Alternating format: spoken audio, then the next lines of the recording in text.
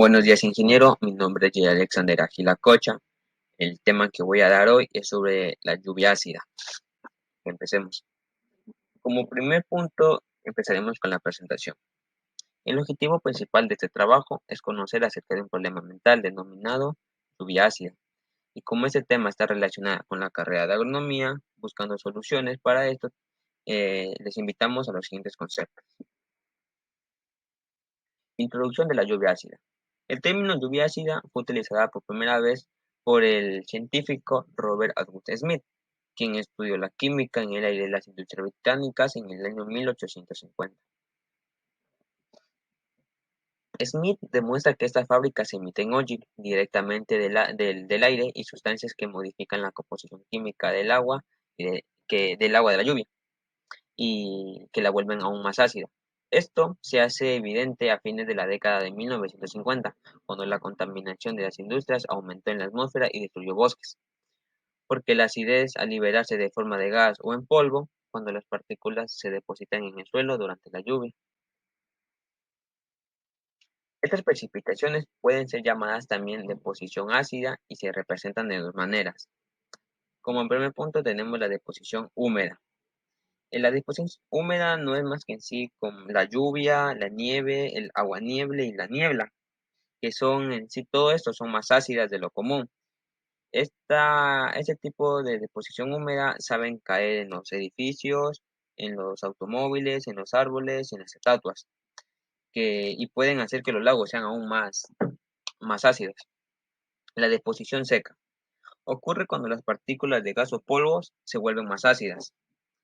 En forma seca, las personas pueden inhalar los depósitos del ácido, lo que pueden causar problemas de salud en algunas personas. ¿Por qué es tan dañina la lluvia ácida? Bueno, hablaremos de cuatro grandes problemas que por qué la lluvia es bien dañina para nosotros. A ver, provoca problemas de salud a las personas, causan daños en los bosques, producen daños en los lagos y producen daños en objetos. Primero hablaremos por qué provoca problemas de salud a las personas. Los contaminantes del aire, como el dióxido de azufre y el dióxido de nitrógeno, pueden causar enfermedades respiratorias y pueden empeorarse si aún ya las tienen. Las enfermedades respiratorias, como el asma o la bronquitis crónica, pueden dificultar la respiración de las personas e incluso pueden causar daños pulmonares permanentes en nadar en un lago ácido o sumergir los pies en una piscina ácida. Daños en los bosques. La lluvia ácida puede devastar bosques al filtrarse en el suelo o disolver los nutrientes de que los árboles necesitan para mantenerse saludables, como el manganesio y el calcio. También permite que el aluminio se filtre en el suelo, lo que dificulta que la madera absorba agua. Las nubes ácidas y la nieve disuelven nutrientes vitales en las hojas, em, reduce la resistencia de los árboles y los bosques.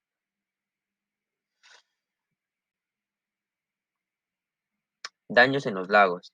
Los lagos y arroyos indican que tienen un pH alrededor de 6,5, pero la lluvia ácida ha dejado a muchos con un pH mucho más bajo.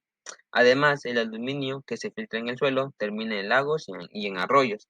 Los niveles elevados de acidez y aluminio pueden ser letales para los organismos acuáticos, incluidos el fitoplancton, las hemíferas, la trucha, los cangrejos, las ranas y las salamandras y otros miembros más de la cadena alimenticia. Daños en objetos. Muchas cosas pueden verse afectadas negativamente por la lluvia, incluido los edificios, las estatuas, los monumentos, los automóviles. La lluvia ácida contiene compuestos que hacen que la pintura se pele y las estructuras de piedra comiencen a envejecerse y pudrirse, reduciendo su valor y su belleza. ¿Por qué es causada la lluvia ácida? Es causada por reacciones químicas que se comienzan cuando al liberar aire compuesto del dióxido de azufre y los oxígenos de nitrógeno. Estos gases nos indican que pueden alcanzar niveles muy altos a la atmósfera, donde se mezcla y se reaccionan con agua, oxígeno y otras sustancias químicas para formar contaminantes más ácidos. Soluciones para prevenir la lluvia ácida. En sí podemos prevenir Ejemplo, reduciendo el nivel máximo de azufre en diferentes combustibles, impulsar el uso de gas natural en varias industrias, ampliación del sistema de transporte eléctrico, instalación de equipos de control en distintos establecimientos o no regar cultivos con sustancias químicas. Efectos en los ecosistemas. Aquí vamos a hablar de los ecosistemas acuáticos y en los ecosistemas terrestres. En los acuáticos, el principal impacto de la lluvia ácida en los ecosistemas acuáticos es el agotamiento de las poblaciones de peces, lo que es particularmente perjudicial para la pesca deportiva. Otros impactos de la lluvia ácida, también relacionados con el agua, influyen en la dieta de los peces con mayores concentraciones de metales en su carne, así como la disminución de cierto zooplancton, algas y la flora acuática, todo lo cual interrumpe la cadena alimenticia global de los lagos y pueden reducirse a, como estamos viendo en la imagen, a algas, un lugar que no pueden vivir animales. Los terrestres. Eh, Cuando la lluvia contaminada cae en el suelo, altera el equilibrio de los minerales. El agua ácida disuelve y elimina algunos nutrientes que la planta necesita, como el calcio y el manganeso, mientras como otros nutrientes nocivos como el aluminio.